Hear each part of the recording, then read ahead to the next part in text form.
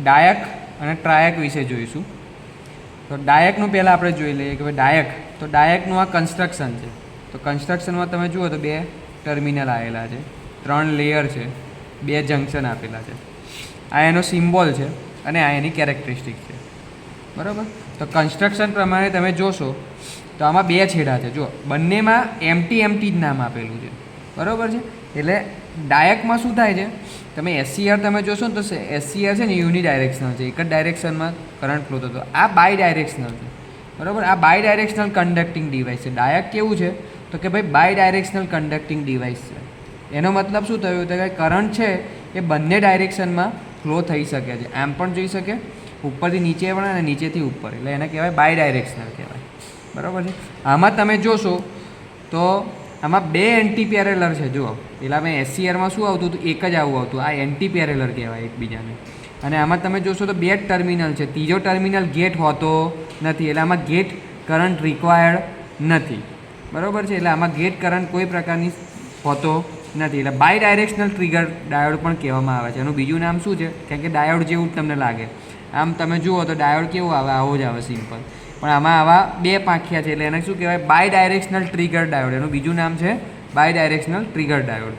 તો 3 layer, 2 junction અને 2 ટર્મિનલવાળું device છે. બંને બોથ ધ ડાયરેક્શનમાં કેરેક્ટરિસ્ટિક સેમ. એટલે તમે જોશો એની કેરેક્ટરિસ્ટિક, આ એની કેરેક્ટરિસ્ટિક છે. જુઓ એટલે આમ તમને ડાયોડ જેવી જ લાગશે, પણ ડાયોડમાં કેવું આવે છે, ફોરવર્ડમાં જ થાય, રિવર્સમાં ઓપરેટ થાય નહીં. પણ આમાં ફોરવર્ડ અને રિવર્સ બંને કેરેક્ટરિસ્ટિક સેમ જ છે. તમે જુઓ એટલે બંને એટલે ફર્સ્ટ ક્વાડ્રન્ટ અને 3, એટલે પહેલું ચરણ અને ત્રીજું ચરણ બંનેમાં કેરેક્ટરિસ્ટિક સેમ જ આવે છે ફોરવર્ડ રિવર્સની.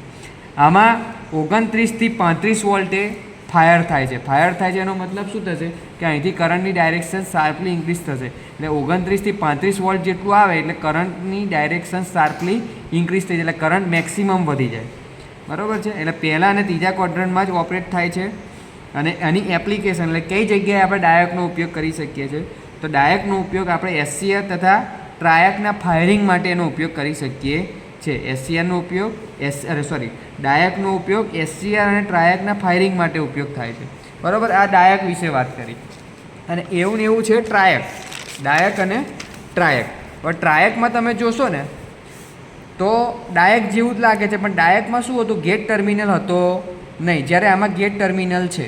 એનું કન્સ્ટ્રક્શન તમે જોશો તો આ રીતનું છે. જુઓ આખું એ તમને આમાં કેવું લાગે છે, PNP, પણ અહીંયા જુઓ આ ડોપ કરેલા છે, આ હાઈલી ડોપ કરેલા હોય. P જોડે N કરેલું હોય, જો અહીં P જોડે N એ હાઈલી ડોપેટ કરેલા હોય છે. 3 છેડા છે, MT1, MT2 અને ગેટ, બરાબર. અને લેયર 5 કહીએ આપણે, 1 2 3 4 અને 5, એટલે 5 લેયર 3 ટર્મિનલવાળું ડિવાઇસ છે, બરાબર છે. આમાં એનોડ કેથોડ આપણે કહી શકીએ નહીં. કેમ ના કહી શકીએ, તો એનોડમાં એસસીઆરમાં આપણે એનોડ અને કેથોડ કહેતા હતા, કારણ કે એક જ ડાયરેક્શનમાં કરંટ ફ્લો થતો હતો, રિવર્સમાં થતો નહોતો. પણ આમાં આપણે એનોડ કેથોડ કહીએ તો એ ખોટું પડે. એનું કારણ છે કારણ કે આમાં બોથ ડાયરેક્શન, બંને ડાયરેક્શનમાં કરંટ ફ્લો થઈ શકે છે. એટલે આપણે એનોડ કેથોડની જગ્યાએ આપણે MT1 અને MT2 એમ 2 છેડા આપણે કહીએ છીએ. વર્કિંગમાં આપણે જોઈએ તો આમાં પણ એવું જ છે કે ભાઈ ગેટ કરંટની ખાસ જરૂર પડતી નથી. ગેટને ઓપન રાખીને પણ MT1 MT2 વચ્ચે સપ્લાય આપતા ટ્રાયક ફાયર થતો નથી. આ એટલું જ ખાલી વર્કિંગ છે, બીજું કંઈ ખાસ કંઈ વર્કિંગમાં લખવાનું નથી. એની કેરેક્ટરિસ્ટિક તમે જોશો ને પહેલાં જેવી જ છે. જુઓ આમ, પણ અહીંયાથી પછી આ ઓન સ્ટેટ થાય છે. આ બંને ઓન સ્ટેટ, એટલે પહેલા ચરણમાં અને ત્રીજા ચરણમાં બંનેમાં એ ઓપરેટ થઈ શકે છે, બરાબર. અહીંથી આ હોલ્ડિંગ કરંટ કહેવાય. હોલ્ડિંગ કરંટ તમને ખબર છે કે ભાઈ મિનિમમ કરંટ રિક્વાયર્ડ હોય એસસીઆરને ચાલુ થવા માટે, તો એ રીતે ટ્રાયકને ચાલુ કરવા માટે મિનિમમ કરંટ હોય એટલે એને હોલ્ડિંગ કરંટ કહેવામાં આવે છે. આમાં ખાસ કેરેક્ટરિસ્ટિકમાં લખવાનું છે કે પહેલા ચરણમાં છે તો પહેલા ચરણમાં વોલ્ટેજ પોઝિટિવ હશે અને કરંટ પણ પોઝિટિવ હશે. ત્રીજા ચરણમાં વોલ્ટેજ પણ નેગેટિવ હશે અને કરંટ પણ નેગેટિવ હશે. તો તમારી બુકમાં છે ને કોષ્ટક કરીને આપ્યું છે, મેં અહીં સાદી રીતે લખ્યું છે કે ભાઈ પહેલામાં વોલ્ટેજ પોઝિટિવ હશે જો આમાં, તો આમાં છેડા આપણને ખબર છે કે MT2 અને MT1, તો કરંટની ડાયરેક્શન કેવી હશે, MT2 થી MT1 તરફ હશે. આ રીતે પહેલાં વોલ્ટેજ પોઝિટિવ હોય ત્યારે. પછી જો કરંટ પોઝિટિવ હશે, બરાબર, તો કરંટની ડાયરેક્શન કેવી થશે, એ બી MT2 થી MT1 જ થશે, બરાબર.